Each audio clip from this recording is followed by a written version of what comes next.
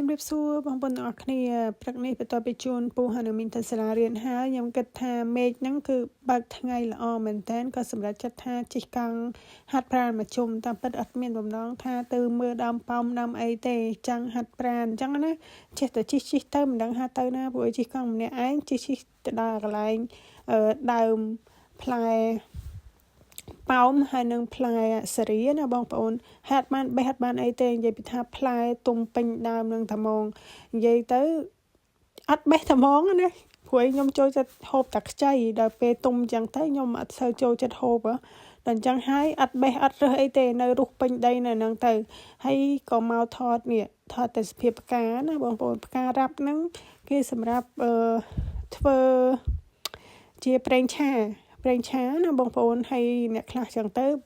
បងប្អូនយើងខាងប៉ែកអឺរ៉ុបភាគច្រើនគាត់បេះយកជ្រក់ដែរណាហើយខ្ញុំអត់ដែរទេបងប្អូនហើយ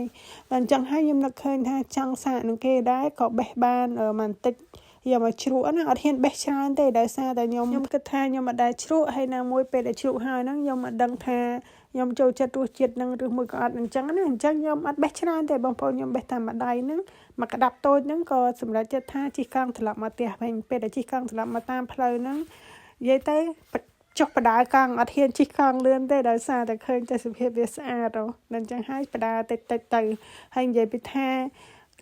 ខាងខ្ញុំឲ្យតែបើថ្ងៃមិនថាទាំងខ្ញុំទាំងគេទេអត់មាននៅក្នុងផ្ទះទេចេញដើរហាត់ប្រាណពេញនឹងត្មងទោះបីជាខែត្រជាក់ក្រោយបងប្អូននិយាយទៅសំខាន់គឺបើកថ្ងៃបានដើរខាងក្រៅផ្ទះ